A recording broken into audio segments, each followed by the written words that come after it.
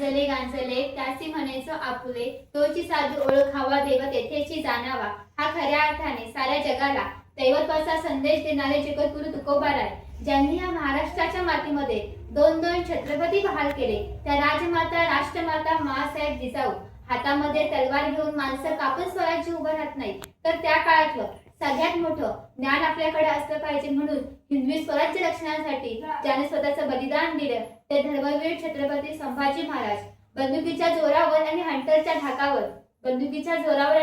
धाकावर वाघाला माणसासारखं जगायला शिकवणारी मी अनेक माणसं बघितली परंतु बंदुकीच्या जोराशिवाय आणि हंटरच्या धाकाशिवाय इथल्या माणसालाच वाघासारखं जगायला शिकवला मी एकच वाघ बघितला ते म्हणजे छत्रपती शिवाजी महाराज। आणि आपण आज या महाराष्ट्राच्या मातीमध्ये राहतो। हा महाराष्ट्र म्हणजे काय?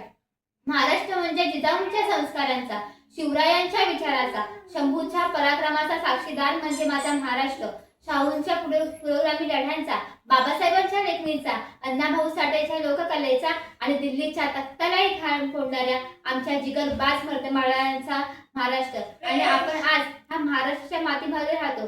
खरं तर ज्या माणसाने आपल्याला बंदा रुपयासारखं खणखणपणे वाचायला शिकवलं भूतकाळ आपल्या पाठीशी बांधला आणि वर्तमान काळात चाललं शिकवून भविष्याकडे नजर उघडायला शिकवली अशा छत्रपती शिवाजी महाराजांची जयंती आपण आज साजरी करतो। ही सगळ्यात मोठी अभिमानाची स्वाभिमानाची गोष्ट मला म्हणावीच लागेल। तो राजा ह्या मातीसाठी झटला त्या राजाने मातीसाठी स्वतःचं बलिदान दिलं तो मावळ्याचा वाघ अनंतात विलीन झाला पण आजही छत्रपती शिवाजी महाराज छत्रपती संभाजी महाराज यांच्या नुसत्या विचारानं या महाराष्ट्राच्या मातीमध्ये रक्त सळसळावं ही प्रेरणा जर या महाराष्ट्र मातीला कुणी दिली असेल ना तर ती शिवाजी महाराजांनी दिली। लाखो लोक रोज जन्मात आणि रोज मरतात या महाराष्ट्राच्या मातीमध्ये कितीतरी लोक रोज जन्माला आली तरी रोज खोलीत त्यांच्या जन्माची नोंद सुद्धा कधी इतिहासाने ठेवली नाही पण ह्या महाराष्ट्राच्या मातीमध्ये असा एकमेव राजा होऊन गेला की ज्या राजाच्या नुसत्या जन्माची नव्हे तर त्याच्या जगण्याची आणि मृत्यूची नोंद सुद्धा महाराष्ट्राच्या मातीला नव्हे तर जगाच्या इतिहासाला ठेवावी लागली।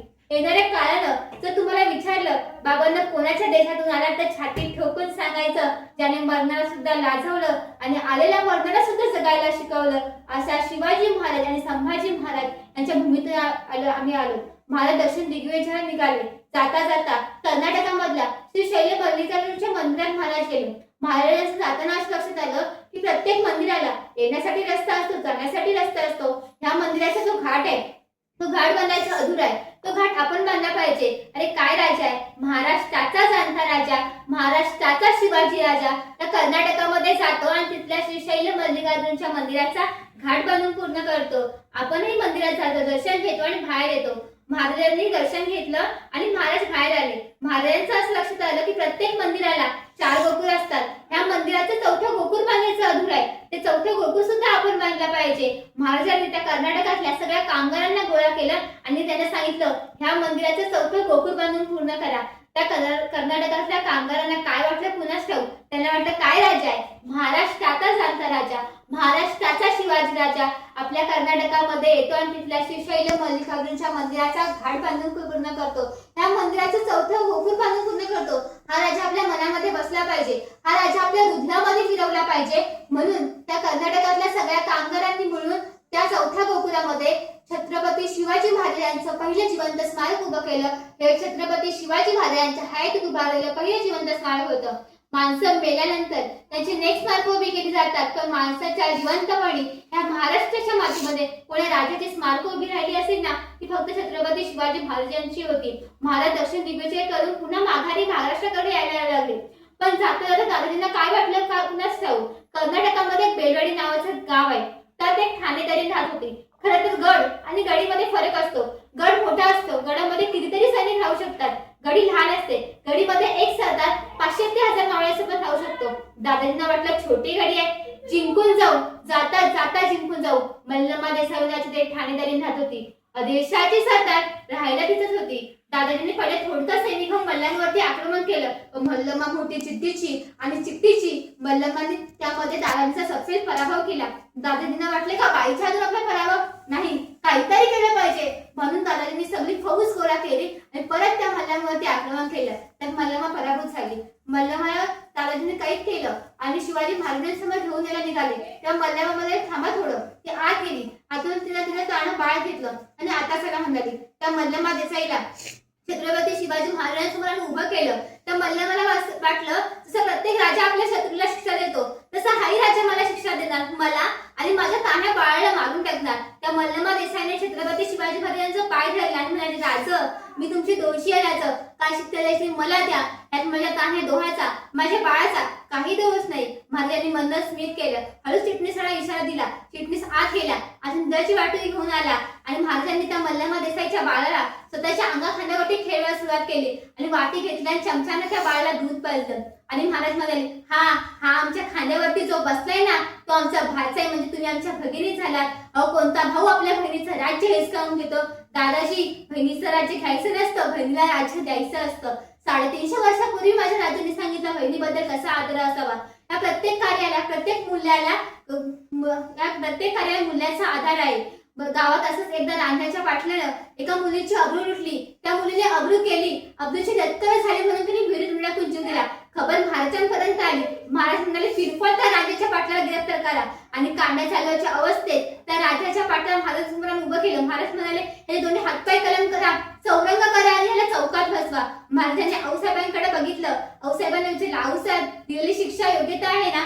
आऊसाहेब म्हणाला, अहो याचं पापक इतकं मोठं, तुम्ही ह्याला मृत्यूदंडच द्यायला हवा होता, तुम्ही ह्याला चौरंग करून चौकात का बसवलं? तेव्हा महाराज म्हणाले, आऊसाहेब तुम्ही म्हणताय ते बरोबर आहे, ह्याचं पापक इतकं मोठं की मी ह्याला मृत्यूदंडच द्यायला हवा होता, पण मी ह्याला चौरंग करून चौकात यासाठी बसवलंय की येण्या जाणारे लोक ह्याला पाहतील आणि त्यांच्या लक्षात येईल की महाराष्ट्राच्या मातीमध्ये स्त्रीच्या पदरालाही हात लावणाऱ्यांचा असा राजांचा वाटील केला जाईल.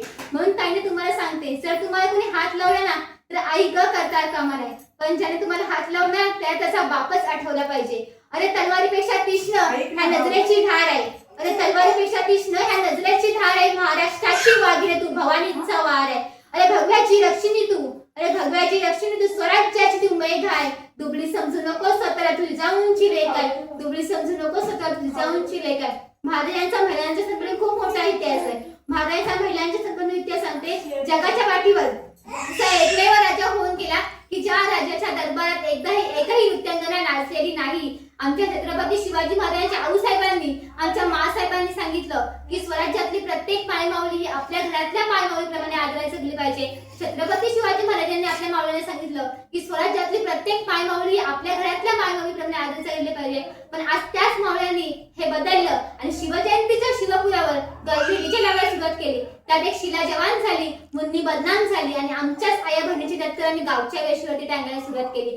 एक कविमित्र एका ठिकाणी म्हणतो, वाईट वाटतं राज ह्या जगात जगावं लागतं, वाईट वाटतं राज ह्या जगात जगावं लागतं, आपल्याच अब्रूची लत्कर आपण झाकण्यासाठी मागावं लागतं. आया बहिणी कोणीच राहिलेल्या राजा इथं नाती, आया बहिणी कोणीच राहिलेल्या राजा इथं नाती, शासन करणाऱ्याच तलवारीचे राजा गरजून केली सिद्ध काढते. आपलं ते पोरगं घुसाचं ते कार्ट म्हणावं लागतं. वाईट वाटतं राज ह्या जगात जगावं लागतं, वाईट वाटतं राज ह्या जगात. महाराजांनी राज्य उभं करायचं ठरवलं. राज्य उभं करणं सोपं पण राज्य टिकवणं अवघड. महाराजांनी प्रथमचा राज्य टिकवण्याचा विचार केला. अरे शत्रुतील आक्रमण करतील, कुठून करतील? महाराजांनी त्याखाली सांगितलं होतं की हा महाराष्ट्राला धोका हा जमिनीवरून नाही, तर या महाराष्ट्राला धोका हा समुद्रमार्गी आहे. 26 अकराचा जो तुमचा मुंबईचा हल्ला आला होता तो सुद्धा समुद्रमार्गी झाला होता. तर महाराजांचे कायदेतत्व, न्यायतत्व ह्याचा अभ्यास केला असता तर तो हल्ला सुद्धा आपल्या रोखता आला असता. महाराजांकडे त्याखाली 5000 गडबड होती. महाराजांना जहाज इंग्रजांकडून विकत घ्यायला, तोफा अडचणकडून विकत घ्यायला लागायचा, दारूगोळा पोर्तुगीजांकडून विकत घ्यायला लागायचा. महाराजांना असं वाटलं की आपल्या देतात तोपर्यंत बरं आहे, ह्यांनी आपल्याला देणंच बंद केलं तर आपल्याला जर ह्यांनी तोफा, दारूगोळा आणि जहाजांना दिली तर आपण काय करायचं? कारण जी माणसं ही दुसऱ्याच्या खांद्यावर उभी असतात ती कधीच आयुष्यात यशस्वी होऊ नाही शकत, पण जी माणसं स्वतःच्या पायावर उभी असतात ना ती यशस्वी झाल्याशिवाय महाराजांनी जहाज बांधणीचा, तोफा बांधण्याचा आणि दारूगोळ्याचा कारखाना सुरू केला. पण महाराजांची जहाज ही देशी बनावटीची जहाज, त्यात एखादी अवथड ठोक टाकली की नियम पुढे झुकायचा, नियम पुढे झुकला की दाब मागे यायचा आणि जहाज पाण्यात डुबायचं आणि त्यात हजारो मावळ्यांचा मृत्यू व्हायचा. महाराजांना वाटलं काहीतरी केलं पाहिजे आणि महाराष्ट्र रत्नागिरीच्या जहाज बांधणीच्या कारखान्यात गेल्या. त्यांनी सांगितलं मी सांगतो असं जहाज तयार करा, मी सांगतो तसं, आणि महाराजांनी सांगितलं असं तसं जहाज तयार झाले. तत्कालीन काळातलं पाण्यावरती सर्वात वेगवान धावणारे जहाज, दाब कितीही मागे गेला, नियम पुढे किती चुकला तरी पाण्यात न डुबता महाराजांनी तयार केलं. ही महाराजांची देण आहे. आजही तुम्ही गुगलवरती सर्च करा the father of Indian navy, एकच नाव आहे छत्रपती शिवाजी महाराज. ज्या इंग्रजांकडून महाराजांना जहाज विकत घ्यायला लागायचं, इंग्रजांचं महाराजांना पत्र आलं, तुम्ही तयार केलेलं जहाज आम्हाला विकत देता का? ही छत्रपती शिवाजी महाराज नावाची ताकद होती. महाराज एकदा असं जंगलातून चालत होतो. महाराजांसमोर हत्तीच्या लाडल्या ताकदीचं एक पोरगं आलं. महाराज म्हणाले, येसाजी, हे पोरगं माझ्या स्वराज्यात पाहिजे. येसाजीने त्या पोराला पकडलं आणि महाराजांसमोर आणून उभं केलं. महाराजांनी विचारलं, काय करतोस जी? तो म्हणाला, काही नाही, खातो पितो आणि झोपतो. महाराज म्हणाले, माझ्या स्वराज्यासाठी काम करणार काय? त्यांनी विचारलं, काय करायला लागतं? महाराज म्हणाले, काही नाही, खायचं प्यायचं झोपायचं आणि पण आडवालं की कापायचं, एवढंच काम त्या मावळ्याने केलं. त्या मावळ्याचं नाव म्हणजे संभाजी कावजी कोंढाळ. त्या मावळ्याचा उपयोग महाराजांनी अफजल खानाच्या वधावेळी केला. आपल्या ह्या मातीत जन्म आलेल्या ज्ञानोबा तुकोबांनी ह्या मातीला सर्वांना सांगितलं, वागायचं कसं, जगायचं कसं. आपल्या शंभूराजांनी या मातीसाठी स्वतःचं बलिदान दिलं. आता तुम्हाला बलिदान देण्याची गरज नाही, पण आपल्या महाराजांचे जे विचार आहेत ते पूर्ण जगभर पसरावेत, आपला हिंदू धर्म राखावा, म्हणून आपलं काहीतरी अनमोल योगदान द्यावं हीच आशाभर व्यक्त करते.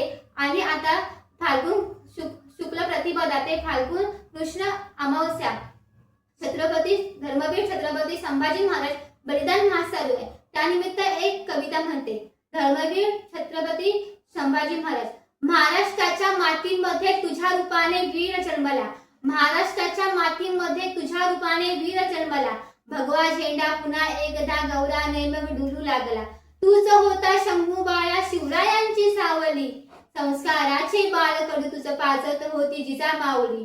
तुझ्या पाहुणे पराक्रमाला सत्ता साऱ्या घाबरला, माय माऊल्या तुझ्या कृपेने आनंदात जगू लागल्या. बलबुद्धी आणि ज्ञानाचा तूच खजिना होता, औरंग्याही थरथर कापे नाव तुझे रे घेता. वाघाचा तू होऊन छावा मातीसारखी नीट रडला, दुष्टांच्या त्या फितुरीने मग पिंजऱ्यामध्ये सिंह अडकला. तुझ्या